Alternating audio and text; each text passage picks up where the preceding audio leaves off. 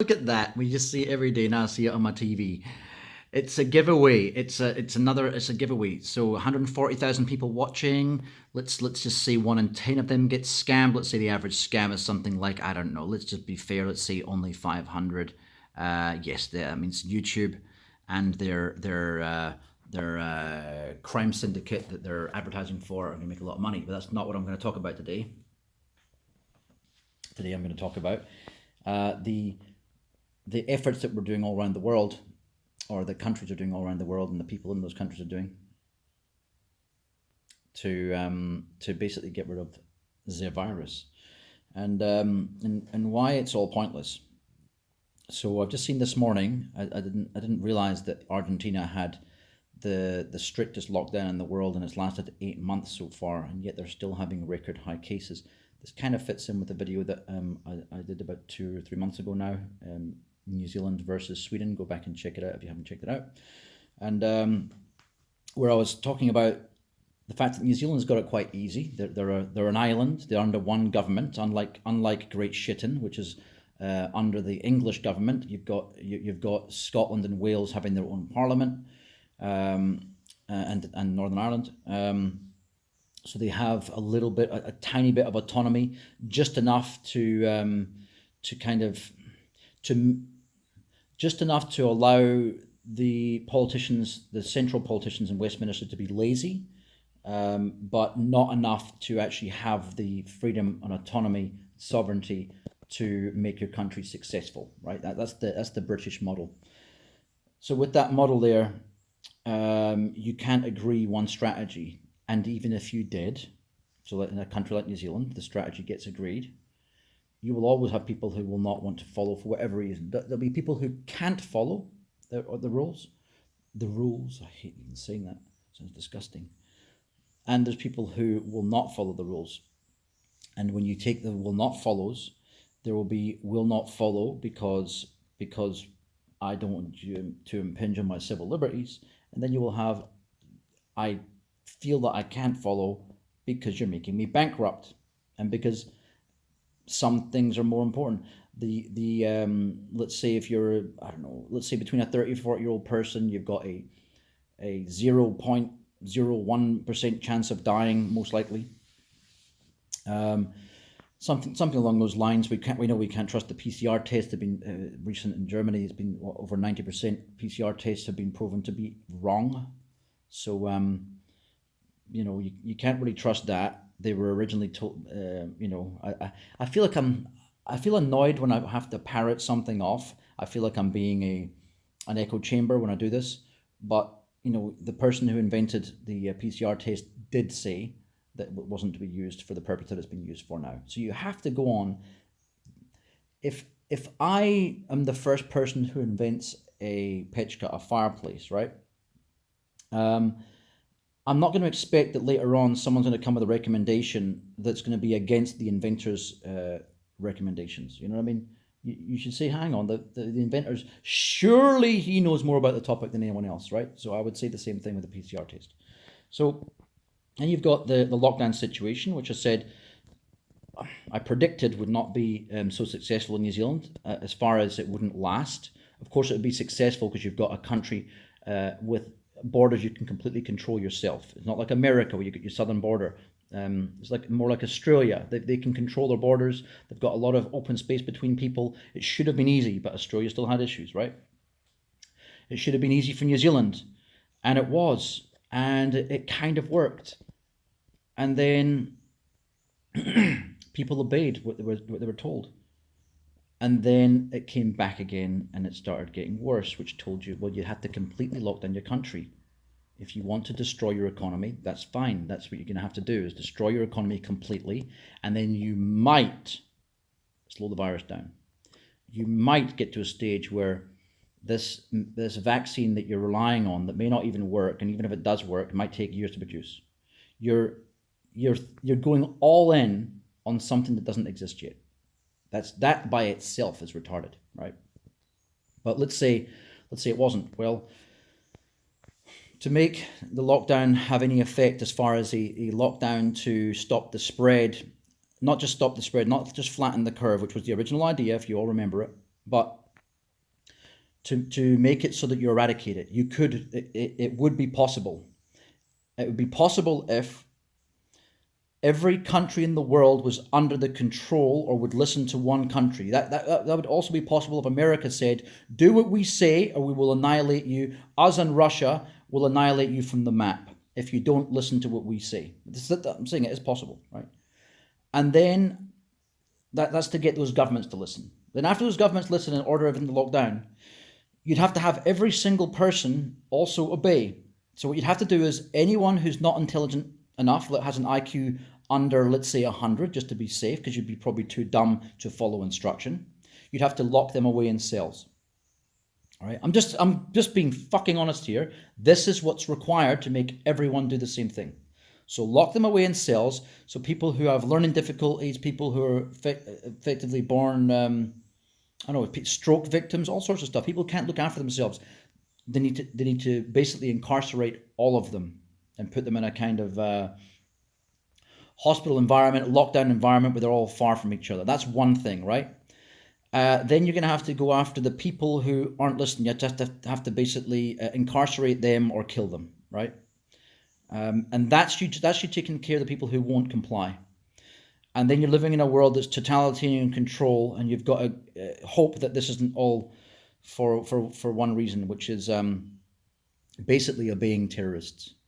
They always say in America and in many other countries in the world, we don't negotiate with terrorists.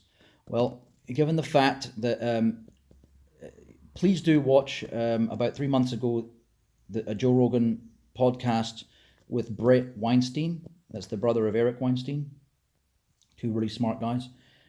He's a biologist, and some of the things he was saying are real eye-openers. Watch from about 1 hour 55 minutes onwards, and you'll see what I'm talking about here. It's something that I spoke about in a argument with two other medically qualified people, well, medically trained people. One is a doctor, one got into IT later on. But they were arguing with me about the proteins on the disease. Obviously, they know more about me, about biology, but I was saying, couldn't it have been modified by way of, like, let's say if you have I'm trying to think of a good analogy. Doesn't matter, I'm just going to carry on with what I'm saying. If you take the disease and you put it inside a lab, and that lab has animals, right? And you have many different types of animals. You could simulate what would have taken hundreds of years in nature in a lab environment. You can accelerate the progress. So what you're effectively doing is accelerating the mutation, because you're purposely giving it to rhesus monkeys, or purposely giving it to a bonobo, or whatever it is, something that's more similar, like a chimpanzee to a human being, right? You're purposely passing it forth. You're intravenously infecting each other. So even before the virus has learned or mutated to gain the property of transmission, whether airborne transmission or whatever other method it could be, it's managed to get to another species. So those are two things: jumping species and becoming airborne are two things that can take hundreds of years to develop for a virus. And yet this happened in one step in Wuhan. That's what Brett was actually saying. And this is half of what he said there is what I was saying in my argument, that basically, even if it's not engineered as far as produced completely in a lab, it could have been taken from nature and helped along in the evolutionary scale, and even purposely evolved to select certain mutations. Oh, this mutation looks useful for us to use. That's what I was saying originally. And I still maintain that, given that Professor Francis Boyle, who wrote the Biowarfare Act, was one of the very first back in February to talk about all this stuff, and now is shown to be correct, not just on how you cope with it, but also certain fundamental truths about the virus. He seems to have been correct about them.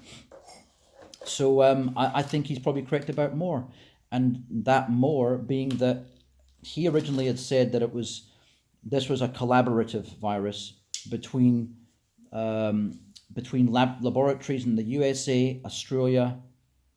I think Israel was mentioned there as well. I'm pretty sure the UK ones, but I know America, China, Australia. There was a few countries mentioned in this. that would kind of tie into what I've been saying before about the fact that I think we live in a world of collaborative governments, all in collusion, who are basic. But I won't even go down that little path. I don't want people to have an excuse to say, "Oh, it's just a conspiracy theorist," just non-thinking quislings to say such a thing. But you have to admit, maybe the guy was, since he's getting proven more right every single day, and he is a guy in a position that he was in, or is in. You think he's University of North Carolina or something like that. He works for now. He's a professor there, but he worked with the government, or I don't know if he still does work with the government, and in a very high position. So he's obviously got credibility. You have to ask yourself, well, maybe he was more right about more. So that's one thing. So looking at the situation I saw this morning with France having so many cases, we think Germany talking about the fact that the COVID tests are so inaccurate, and yet we've got to believe that there's all these extra cases. A situation where Trump's apparently got it and was given some medication that they're not telling any of us about. They did actually tell us about one, but it was like here's the funny thing about it. I can't remember the name of it. It begins with an R, I think. But basically, it's like, well, we know people aren't going to take the vaccine. Oh, let's put it in a intravenous drip instead, because that's what they're saying. It's like a transfusion. So I mean, I don't know. It could be multiple ways, because the thing is, remember, Trump supporters, right, rule true Trump tards who will never, I'll call anyone a tard who can't see beyond the propaganda. So even though I think Trump's a lot better than what the Democrats have on offer, for him to do a flip on certain things like the vaccine, you've got to. The average Trump tard won't go back on that. They'll have said no to vaccines, and certain things will be aligned with that politics. So what they're probably doing is coming up with a new idea. No, it's not a vaccine, so that they will actually back it up. Yeah, no, but I'm not for the vaccine, but I really do. Intravenous is the whole different thing, or it's not different at all. So they'll betray themselves just to carry on with the groupthink. That's what people do. They're just insane. So looking at the lockdown scenario, Argentina hasn't helped. So this is just, imagine the whole world had done a lockdown, like that idea I said before, where you basically incarcerate everyone who's got low IQ, and you basically have a totalitarian dystopia globally, where everyone does the same thing at the same time. Even then, it's almost impossible, because you only need a couple of little cases, look, it was such a small, in a controlled environment, for it to escape from a lab, which was most likely on purpose, but let's pretend it wasn't on purpose. Let's say it escaped from a lab, but let's escape from a lab, that's a very controlled environment.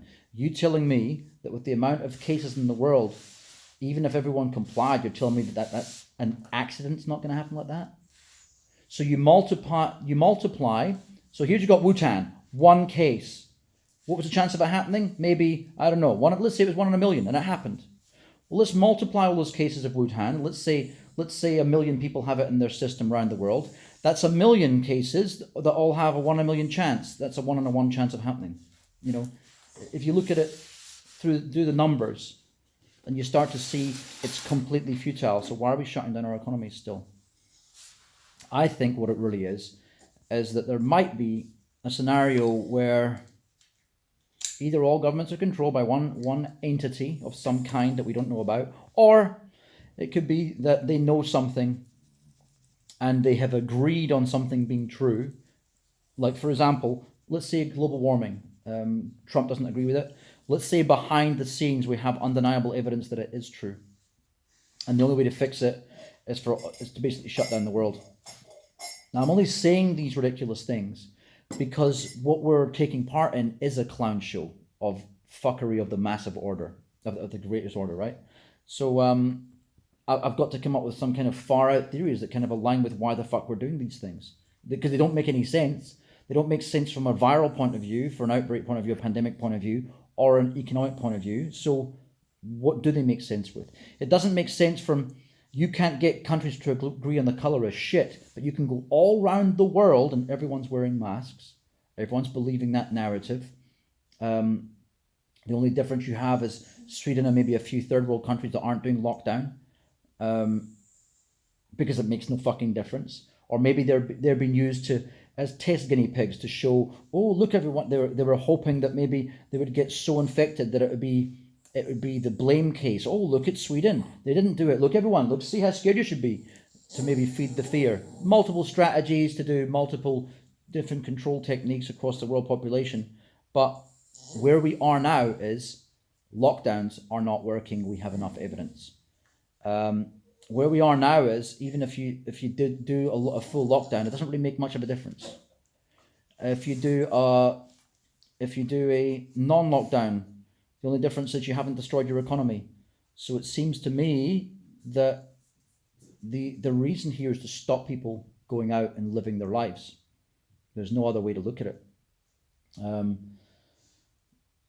Looking at a university student this morning on TV, he was saying that on news. Sorry, he was saying that I'm just going to go out. I'll buy alcohol, and I don't want to stop living my life. Ta-da! That's quite obviously what young people are going to say. They just want to carry on living their lives. So I just think that we're all having our chains yanked. It's all bullshit. Obviously the virus is here. It's been released. It most likely was not an engineered virus, but it most likely was a weaponized virus. Something taken from nature, fiddled with in a lab to jump forward hundreds of years that were taken to infect human beings, and then also to be able to jump airborne or however else it might transmit. These things, as viral specialists will tell you, biological viral specialists will tell you, is not something that just happens in one jump. It takes thousands and thousands and thousands of jumps and possibly hundreds of years. So what we're doing when we comply is we're effectively giving into terrorism, because this is terror. I think, I'll put it this way: if you don't agree with me, you probably have to have some stronger circumstantial evidence than what I've put together as to why it looks like it is all genuine. This just randomly happened in natural means. Show me how that's the case. Show me how this virus, one, is going to end up having a vaccine produced quicker than any other virus in the world, even though we don't understand this virus as much as we understand mumps, which is the one that was quickest. It took 4 years. And tell me how it managed to do what no other virus has done, and take two evolutionary steps that usually take hundreds of years. Explain how that was able to happen in one jump from a bat to a human being. And then, so multi-species step, and the ability to transmit, just in one foul swoop with no help whatsoever from nature. The first virus ever to do that, right? So those are the two things to give me. As I say, everything's always on the table. Even that this is natural, and the governments did have nothing to do with it, and that lockdown isn't something to destroy the economy, to allow people like Jeff Bezos to become richer and richer and richer, while every other fucker becomes poor and gets to the stage of relying on the state for money, which is effectively ushering in global communism, which I said in my video probably 6 months ago now about global communism. It looks like that's what we're heading towards. France has just spent $500 billion on this. Is how much it's cost them in the virus. Now I know that money's fake and it means nothing, but how can they pretend that this is being used to? How can they pretend this is a situation that is affordable, and this system of money is real, if their GDP can't even justify how they can be spending this kind of money, it kind of shows us that they will do anything not to admit the system's fake, right? The monetary system's fake, because they already know they can shell out money. Trump's talking about $1,200. It's a drop in the ocean. It's nothing. It won't be enough to pay, because they haven't paid people for months, since the last one was months ago. So that's not enough money for people. But that said, that bitch Nancy Pelosi won't even allow him to give up that money. So and yet she wants to give up money to corporations and stuff. She doesn't want to give up that money because it will have Donald Trump's face in it. Ting, I give you the check, you know? So it's all about ego. So we're living in a world with completely fake politics that have a kind of semi-real aspect about them, in the same way that WWF has a semi-real script where one's fighting against the other one and hitting them in the back of the head with a chair. So that's what we have going on. And that's just in America. Every other country is the same. So we've got a situation all around the world. We're all putting up with the same shit at the same time. I just don't buy that all these governments are in agreement. As I say, you can't get two countries. Look at Azerbaijan right now and Armenia. They can't agree on even who's bombing each other first. They can't agree on the colour of shite. Turkey and Greece, the situation there, they can't agree on the colour of shite either, even though half of Turkey used to belong to Greece, and yet they somehow think they've got the right to take more. And yet the EU's sitting there doing nothing, as Jimmy Dore would say. You've got France, one of the biggest weapons producers in the world, I think number 3 or 4. Turkey's no friend to Russia, so they're not going to get help from there. Actually, Russia doesn't like Turkey, I think, as well. So, you've got a situation where the Turks ain't got a leg to stand on. You've got Germany, one of the most powerful economies in the world. The EU together, the second most powerful economy in the world, and yet they're letting Turkey away with stealing EU oil, effectively, because it's within the EU zone. EU is an economic union. Why the fuck aren't we protecting Greece? Why do we let Greece get fucked up with German loans from Deutsche Bank and things, to favour the German banks? Why do we let them get fucked up? I think we can all say there might be a little bit of a chance that things are being meddled with and fucked on purpose in all these countries. Look at the great shit and how it's becoming. The people who are against globalization and they're all for Brexit. Meanwhile, the British Empire was the original globalist state. It was the place that went around the world, and the sun never set on the British Empire. That's globalism. The UK stands for globalism, and they're trying to pretend just because a different power structure is threatening their money laundering system, and that's what was effectively happening. So we're all over the place here, as usual, but I did want to point out the obvious. The obvious thing is that there's absolutely no point doing lockdown. I've got the virus right now. If it was worse, I still would prefer to have it. I'm not going to live my life in fear. I'd rather die tomorrow of the virus than live the rest of my life in fear and allow whatever mutant politicians are up to pan out and have them get their way. There's something fishy, and it might just be that there's something that they're doing on our behalf. And let's say in the 1% chances the governments are not malicious against us, which we've proven them to be all around the world in the past 100 years, actually even longer. We've got evidence of governments, churches, the church, the state, whatever power structure at the time. We've got proof they were evil in almost every country in the world over the whole history of mankind. Yet we're supposed to believe it's different now. It's not different now. It's just the same as it ever was. So the only thing we can do is stand together and unify as mankind to get rid of these motherfuckers who are controlling us, because they're the problem. And then we also need to deal with other issues that they gave us. It was the Chinese government made people breed to the state where you've got 1.25 billion people in China. That was the Chinese government did that. Why did they do that? Because America was threatening with they thought America was going to bomb them.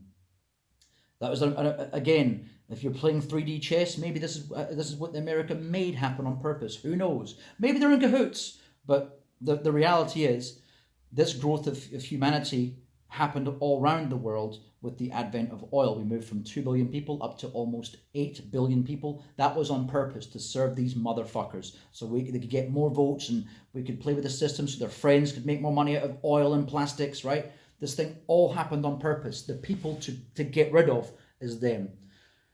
But after the French Revolution, it didn't really do much, did it? Because they've still got the state in control. Okay, it's not the... I always bring up this example because it's a good one. France are not a shining beacon of hope for the rest of the world, and yet they had the revolution. This shows that even after a global revolution, that's not the work done. We need to become socially responsible, at least until we leave this planet. and then we've got enough space to fit everything on. We don't even know what this planet is yet. We can't agree on the color of shite because you've got your, what's it called? You got your flat Earth theorists, you got your globe Earth theorists, you got your multiverse theorists and every other theorist you got out there. None of us can say what's true except for the people who've actually possibly been to space, and we can't even say if that's true or not because NASA can't even release a photograph that's real. They have to give a composite one, and they admit to it. That's the thing. No wonder flat earthers think what they think. If you can prove the world's curve theory and shoot a camera from one end of the not Lake Michigan, might be Lake Michigan, across to it might be Lake Michigan, across to Chicago and see the street level, then the curve that we were told about isn't exactly true. If we get told that gravity is not real, and gravity is actually an effect of continuous acceleration, then that would mean in that acceleration there's only stuff that faces the vector of that acceleration. That would kind of also support the flat Earth theory. But then again, there is curvaceous things that go against the flat Earth theory. Maybe, like Matt from Quantum Conscience says, they're all true at once because we're living in something that's a non-physical reality, and that's why these things can happen. So both theories are wrong, and all the gravity is the computerized simulation of what gravity might be like if we were flying through space on a flat disk. Which, by the way, flat Earth theorists don't believe that the Earth spins or moves. They believe that everything's stationary. So I'm not aligning with those things. I'm just saying that we're bombarded with a whole bunch of things that contradict each other, and a whole bunch of things that can all be proven untrue.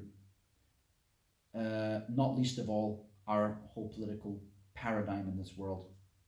So the only thing to do is oust the motherfuckers. I'll leave it at that. Thank you. This has been Red Pill Diaries.